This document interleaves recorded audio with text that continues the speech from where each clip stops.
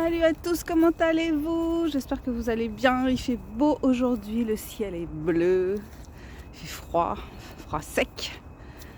Et ça fait du bien, ça fouette le sang. Petite vidéo pour vous parler d'énergie. Alors c'est quoi l'énergie du moment? C'est une énergie blanche, lumineuse, ou c'est une énergie sombre qui aspire justement votre joie de vivre? Comment vous vous sentez? Moi, je dirais qu'aujourd'hui, ça va. L'énergie est bonne. L'énergie est créative. L'énergie est plutôt douce.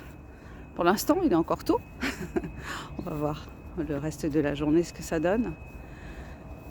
Je voulais vous parler de créativité, parce que c'est quand même un sujet que j'affectionne, la créativité, l'importance d'être créatif, la nécessité d'être créatif, ce que ça peut apporter sur le plan intellectuel, sur le plan moral, sur le plan du psychisme. Voilà, le fait d'avoir sa créativité comme soupape de sécurité, d'avoir sa créativité comme défouloir. Je pense que beaucoup de gens seraient moins violents s'ils savaient trouver un moyen d'être créatif, que ce soit... Quand je dis créatif, j'englobe plein de choses. Ça peut être aussi faire du sport, enfin, bouger son corps, être dans une dynamique de vie en fait, d'être dans la vie. Je pense que c'est ça la créativité, c'est d'être dans la vie, mais pas subir la vie, mais pas être en réaction, mais être en action, et se dire que on peut utiliser ça comme ressource, comme pare-feu, comme protection, voilà.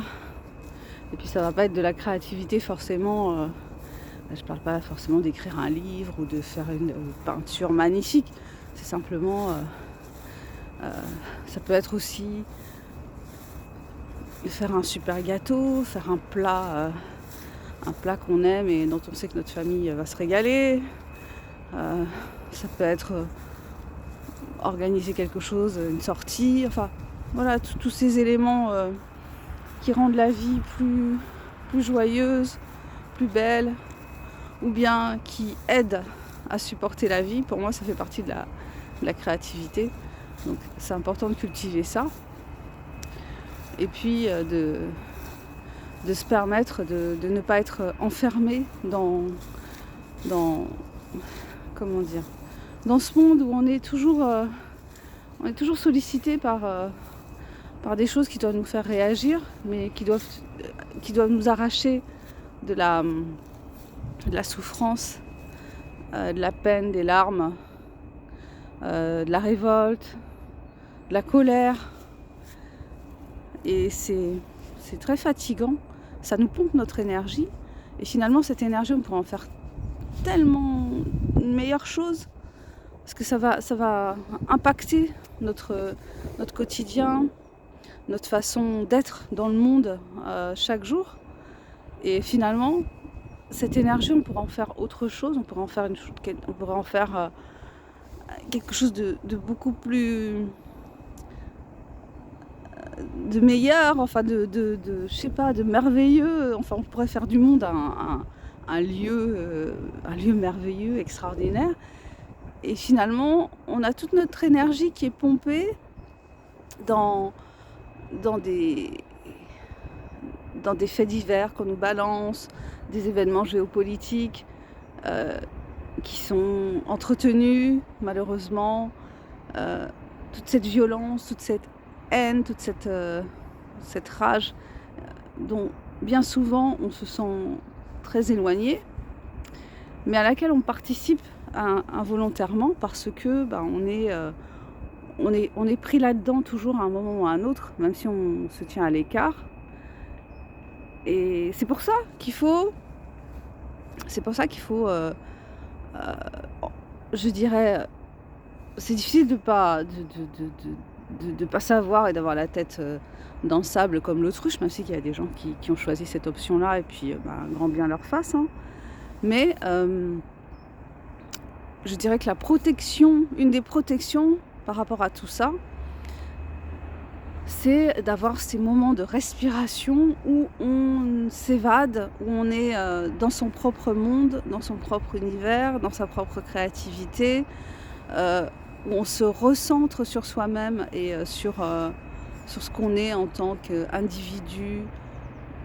Si on est croyant, aussi se raccrocher à cette idée qu'on fait partie qu'on est une sorte de divinité, qu'on crée, qu'on qu'on co-crée le monde par, par nos actions, par nos acceptations, par ce qu'on dit, par ce que l'on ne dit pas.